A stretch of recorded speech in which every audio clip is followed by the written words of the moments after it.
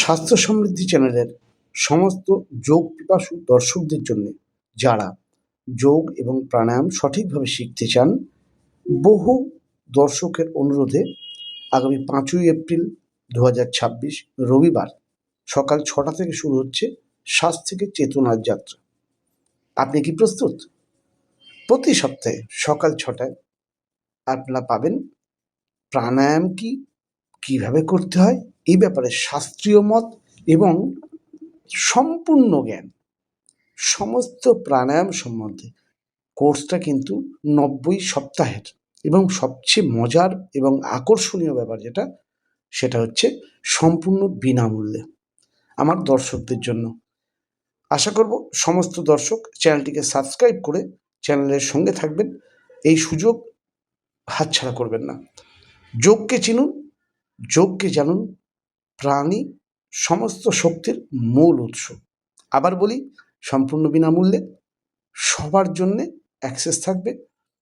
আগামী 5ই এপ্রিল 2026 রবিবার থেকে প্রতি সপ্তাহে রবিবার সকাল 6টায় আগামী 90 সপ্তাহ ধরে যোগ প্রাণায়াম শিক্ষা, এক কথায় বলতে গেলে শ্বাস থেকে চেতনার যাত্রা।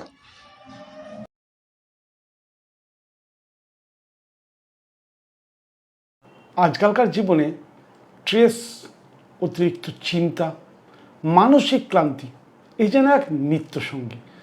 মন ছুটছে কিন্তু শরীর বসে আছে।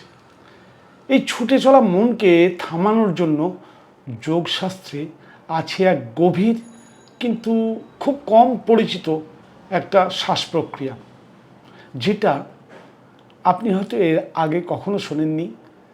সেটা হচ্ছে মূর্ছা প্রাণায়াম।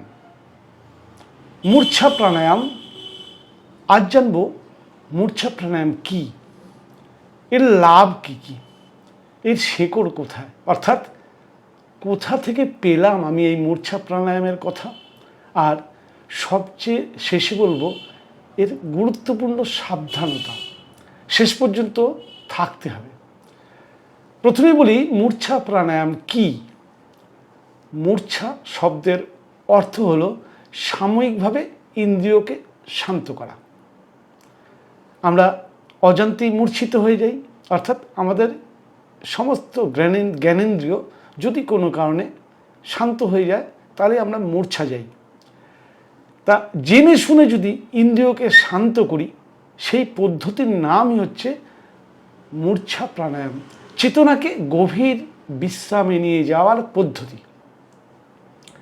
মূর্ছা প্রাণায়াম শ্বাসকে ধীরে ধীরে গভীরভাবে ধরে রাখতে সাহায্য করে।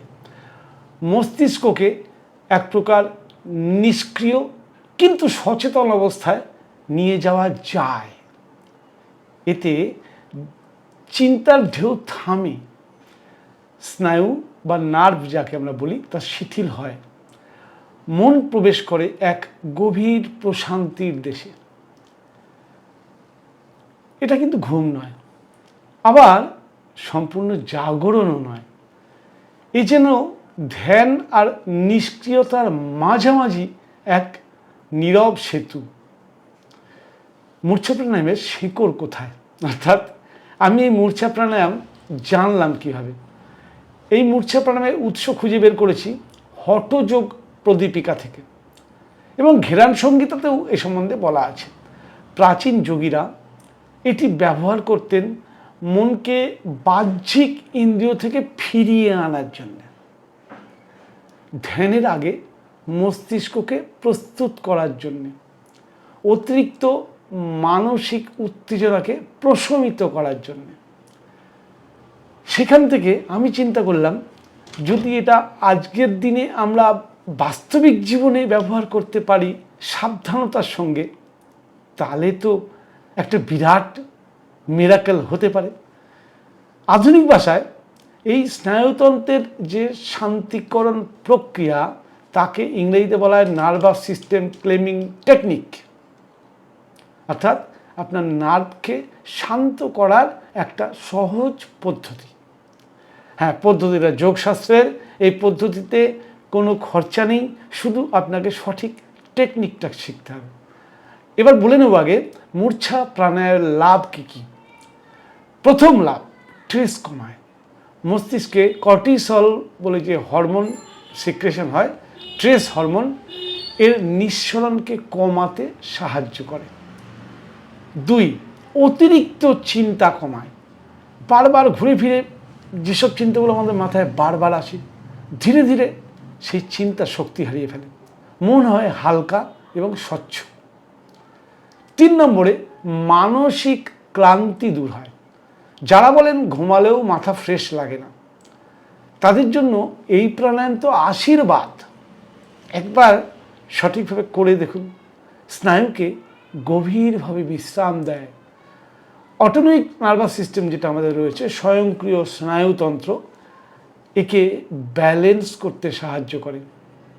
আর যারা ধ্যান করতে চান, ধ্যান কিভাবে করবেন, মন বসছে না, তারা ধ্যানের আগে বা ধ্যানে বসলে যদি মন ছুটে যায়, মূর্ছা প্রাণায়াম মনকে আগেই নিস্তব্ধ করে দেয়।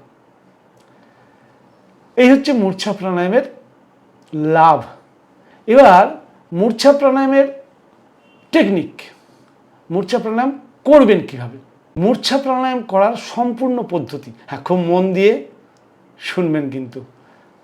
প্রথমে যে কোনো প্রাণায়াম করতে গেলে আগে লাগে প্রস্তুতি। সেই প্রস্তুতি পর্বে প্রথমে মনে রাখবেন ভোর অথবা সন্ধ্যার সময় এটা করা উচিত, অবশ্যই খালি পেটে, অর্থাৎ মিনিমাম খাওয়া দাওয়ার 5 ঘন্টা পর। শান্ত, বাতাস চলাচল আছে এমন জায়গা বেছে নেবেন। সুখাসন বা পদ্মাসনে বসুন, মেরুদণ্ড সোজা, চোখ বন্ধ।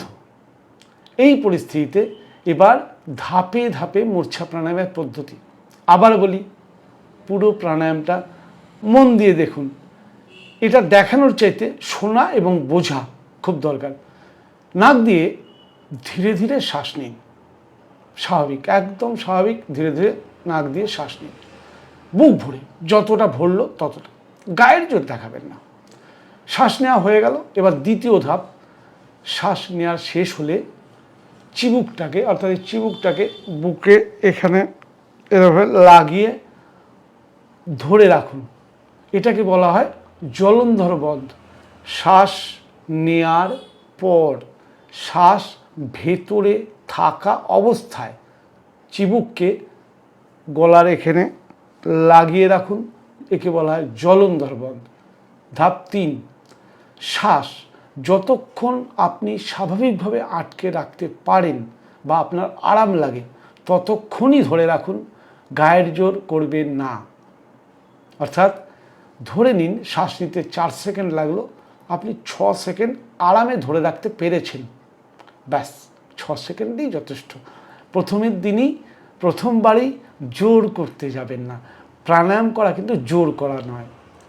ধাপ 4, মনে যখন আপনি থুতনিটা চিবুক এখানে লাগিয়ে রেখেছেন, শ্বাস বন্ধ রয়েছে, তখন মনে মনে কল্পনা করুন মস্তিষ্ক ধীরে ধীরে অন্ধকারে ডুবে যাচ্ছে, চিন্তা আমার মন থেকে ক্ষয়ে চলে বেরিয়ে যাচ্ছে। এরপর ধাপ 5, যখন দেখলেন আর শ্বাস আটকে রাখতে কষ্ট হচ্ছে, ঠিক সেই মুহূর্তে এবার ধীরে ধীরে থুতনি এরম, চিবুক এরম ছিল, এখান থেকে মাথা সোজা করুন, শ্বাস ছেড়ে দিন, পুরো শ্বাস ছাড়বেন। শ্বাস ছাড়ার পর আবার শ্বাস নেবেন, শ্বাস ভরা হয়ে গেলে আবার চিবুক এরম রেখে শ্বাস বন্ধ রাখবেন, অর্থাৎ অন্তকুম্ভক।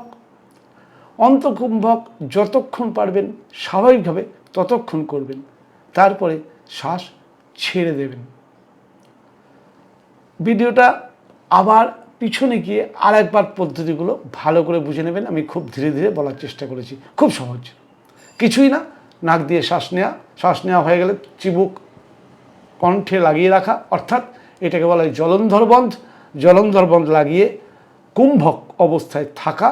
কুম্ভক অবস্থায় থাকাকালীন চিন্তাটাকে ভাবতে হবে যে আমার মস্তিষ্কতে ধীরে ধীরে অন্ধকারে ডুবে যাচ্ছে এবং মন থেকে চিন্তা থেমে যাচ্ছে, ব্যাস এটা মনে মনে ভাবুন।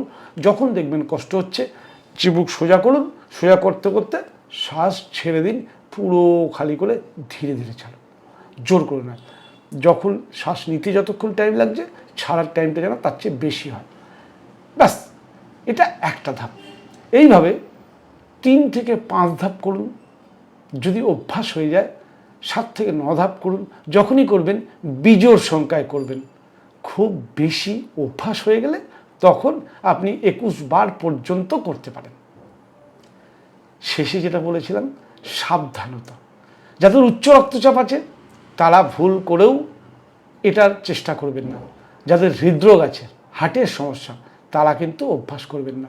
যারা মাইগ্রেনে ভুগছেন বা যাদের মাথা ঘোরা বা অজ্ঞান হয়ে যাওয়ার সমস্যা আছে, তারা কিন্তু ভুল করেও এই ধরনের কুম্ভক লাগানো অভ্যাস করবেন না। আর গর্ভাবস্থায় কখনোই করবেন না। এই অবস্থায় ডাক্তারের অনুমতি ছাড়া কখনো করা উচিত নয়, বা কোনো বেশ প্রশিক্ষিত যোগ শিক্ষকের তত্ত্বাবধানেই করা উচিত। জোর করে শ্বাস কখনোই আটকে রাখবেন না। মাথা যখন হালকা লাগবে সঙ্গে সঙ্গে শ্বাস ছেড়ে দেবেন। প্রথমে অবশ্যই এটা কিন্তু প্রশিক্ষকের তত্ত্বাবধানেই করা উচিত। মূর্ছা প্রাণায়াম মনকে ঘুম পাড়ায় না, মনকে চুপ করায়। এই নীরবতার মাধ্যমে লুকিয়ে থাকে সত্যিকারের বিশ্রাম। যদি ভিডিওটা দিয়ে ভালো লাগে, লাইক শেয়ার অবশ্যই করুন। আর এমন আরও গভীর যোগ সম্বন্ধে জ্ঞান পেতে চ্যানেলটিকে সাবস্ক্রাইব করে রাখুন। নমস্কার।